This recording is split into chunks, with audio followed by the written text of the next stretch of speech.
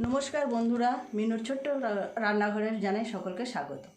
আজ আমি সবার পছন্দের একটা রেসিপি নিয়ে এসেছি, সেটা হলো চিংড়ি মাছের মালাইকারি। চিংড়ি মাছ দিয়ে আমরা যাই রান্না করি সেটাই খুবই সুস্বাদু হয়, সবাই জানে। তবুও তার মধ্যে চিংড়ি মাছের মালাইকারিটা একটু আলাদাই নাম করে নিয়েছে। তো রেসিপিটা শুরু করার আগে দেখিয়ে দিই আমি কী কী নিয়েছি চিংড়ি মাছ,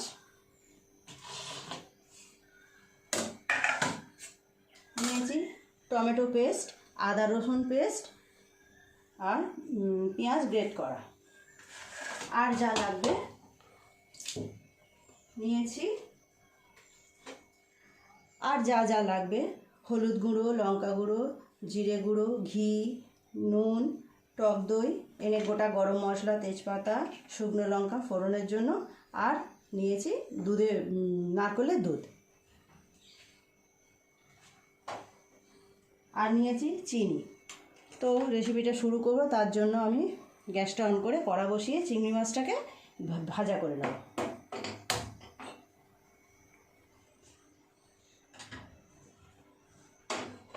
কড়াইটা চাপিয়ে দিলাম, কড়াটা গরম হোক, ততক্ষণ আমি একটুখানি নুন হলুদ মিশিয়ে নেব চিংড়ি মাছটায়।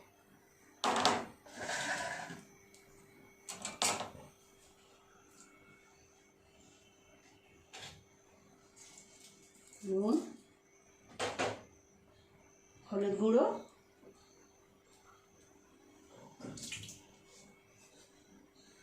কড়া গরম হয়ে গেছে, তেলটা দিয়ে দেবো চিংড়ি মাছটা ভাজা করার জন্য।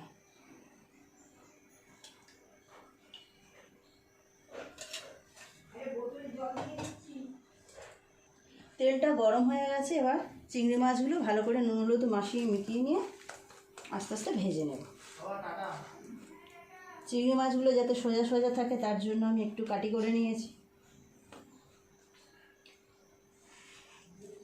খাওয়ার সুবিধার জন্য খোসাগুলোকেও ছাড়িয়ে নিয়েছি, যাতে খাওয়ার সময় কেউ খোসা ছাড়াতে না অসুবিধা হয়। চিংড়ি মাছগুলো হালকা করে ভেজে নেব।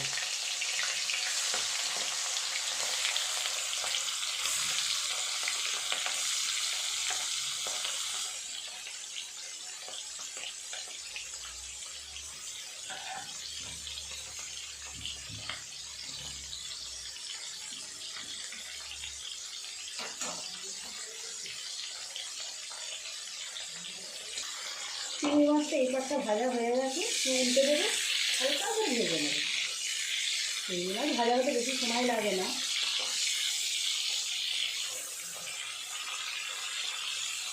আপনারাও বাড়িতে এইভাবে রান্না করবেন, করে জানাবেন কেমন হয়েছে।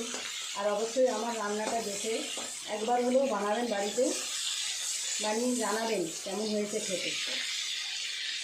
মাছগুলোকে তুলে নেব।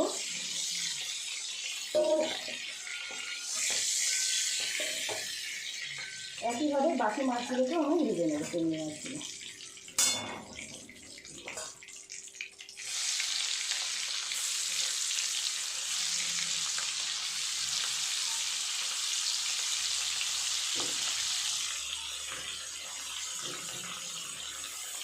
চিংড়ির মালাইকারি নামটা শুনলেই কেমন যেন একটা জিভে জল এসে যায়।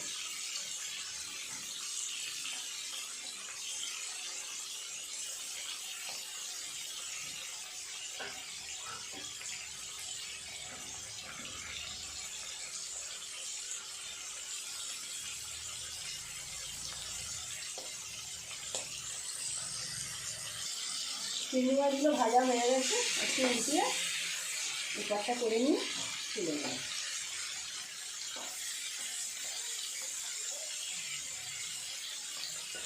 চিংড়িগুলো সোজা থাকার জন্য কাটিয়ে দিয়েছি, তাও একটু লেগে যাচ্ছে।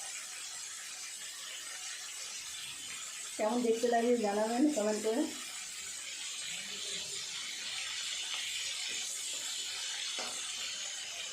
এই মাছগুলো ভাজা হয়ে গেছে, তুলে নেব।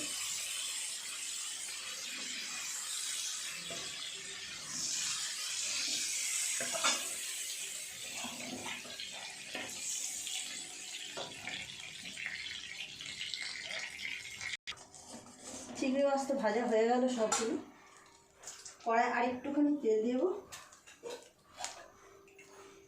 আর অল্প করে একটু তেল দেবো, দিয়ে গোটা মশলাটা ফোড়ন দিয়ে দেবো। ফোড়নে দিচ্ছি একটা তেজপাতা, একটা শুকনো লঙ্কা আর অল্প একটু গোটা মশলা। মশলাটা একটু ভাজা ভাজা করে নেব।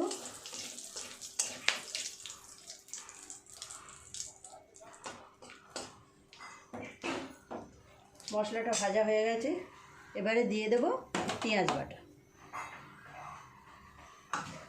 পেঁয়াজটা আমি আগে থেকে গ্রেট করে রেখেছি, পেঁয়াজটা দিয়ে দেব।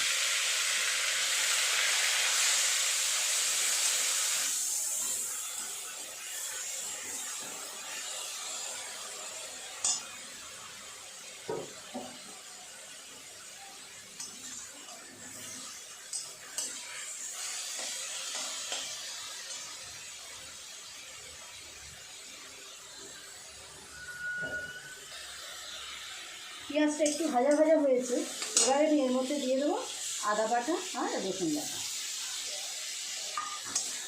আর একটু ভেজে নেব।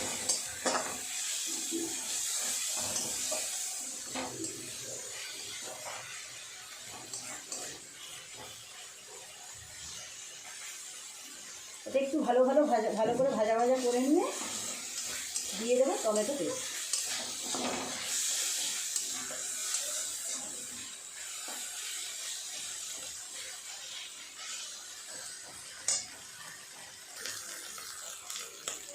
পেঁয়াজ আদা রসুনটা ভাজা ভাজা হয়ে গেছে, এবার দিয়ে দেবো টমেটো পেস্ট। দিয়ে আরেকটু ভালো করে ভাজা ভাজা করে নেব।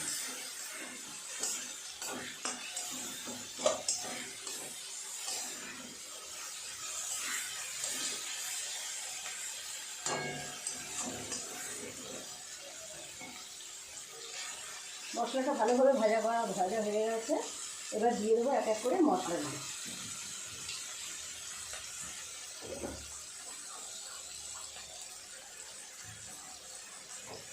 প্রথমে দিয়ে দেবো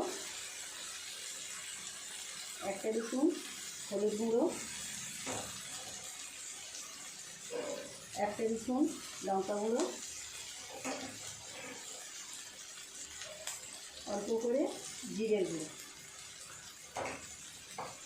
আর দেবো স্বাদ মতো লবণ।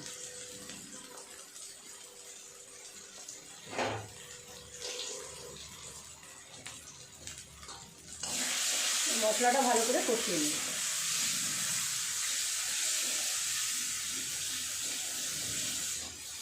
একটু জল দিয়ে দেবো, তাহলে আর নিচে লেগে যাবে না। এইভাবে আস্তে আস্তে একটু সময় নিয়ে মশলাটা ভালো করে ভেজে নিতে হবে।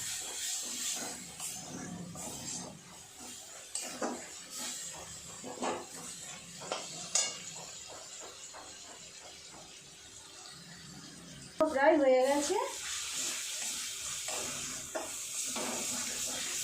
ভালোভাবেই কষানো হয়ে গেছে। এবার এর মধ্যে দিয়ে দেবো টক দই, 2 চামচ মতো টক দই ফেটিয়ে রেখে দিয়েছি, এটা দিয়ে দেবো।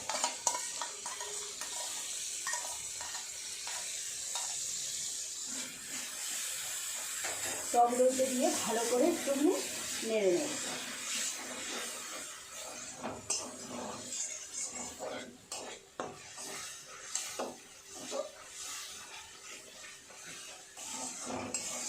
এখনই মশলা থেকে কি সুন্দর একটা গন্ধ হয়ে গেছে।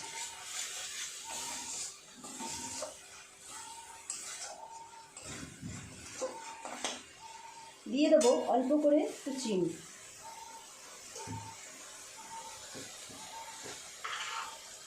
একটু চিনি দিলে স্বাদটা খুব সুন্দর আসে।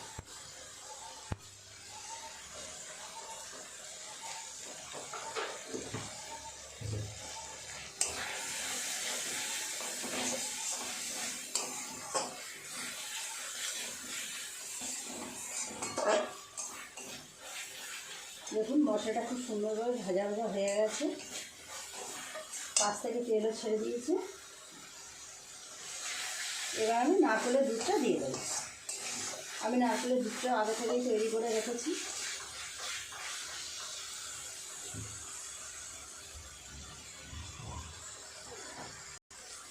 এই যে নারকেলের দুধ, হাফ মালা থেকেই আমার এতটা দুধ বেরিয়েছে। আর এই যে হাফটা রয়ে গেছে,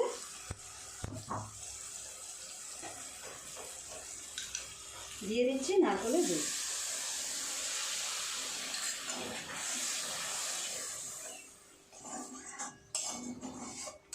অল্প করে একটু জল দিয়ে দেবো, বাটিটা ধুয়ে।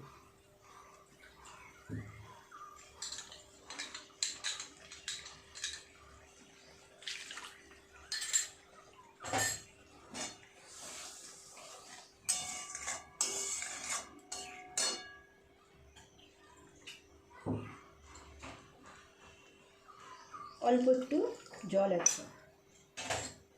অল্প একটু জল মিশিয়ে দিই। গ্রেভিটা ফুটে উঠলে দিয়ে দেবো চিংড়ি মাছগুলো। গ্রেভিটা একটু ফুটুক। গ্রেভিটা খুব সুন্দরভাবে ফুটে গেছে। এবার আমি চিংড়ি মাছগুলো দিয়ে দেবো।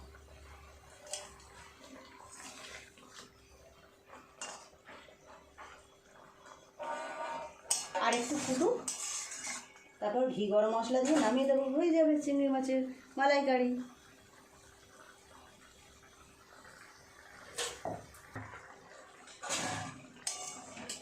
গ্রেভিটা ফুটে গেছে ভালোভাবে। এবার ঘি গরম মশলা দিয়ে দেবো।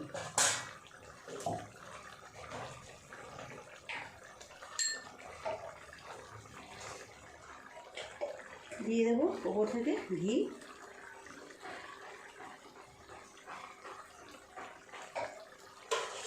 আর দিয়ে দেবো গরম মশলার গুঁড়ো।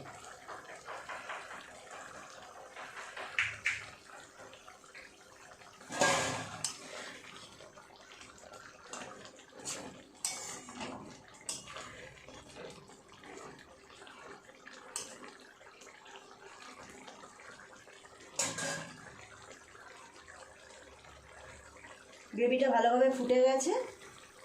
আমার হয়ে গেছে রান্না চিংড়ি মাছের মালাইকারি। এবার আমি গ্যাসটাকে অফ করে দেবো। হ্যাঁ, তাই করো। আমি এবার মুখটা বন্ধুরা, হয়ে গেছে আমার চিংড়ি মাছের মালাইকারি। নামিয়ে নেব।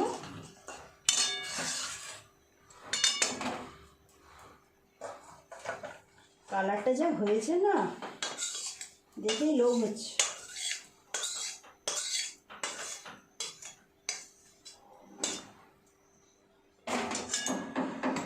তো বন্ধুরা, দেখলেন তো কত সহজেই বানানো হয়ে গেল চিংড়ি মাছের মালাইকারি। প্লিজ প্লিজ প্লিজ আপনারা ভিডিওটা দেখবেন আর কমেন্ট করে অবশ্যই জানাবেন রেসিপিটা কেমন হয়েছে। ভালো লাগলে একটা লাইক করে দেবেন, কমেন্ট শেয়ার করবেন।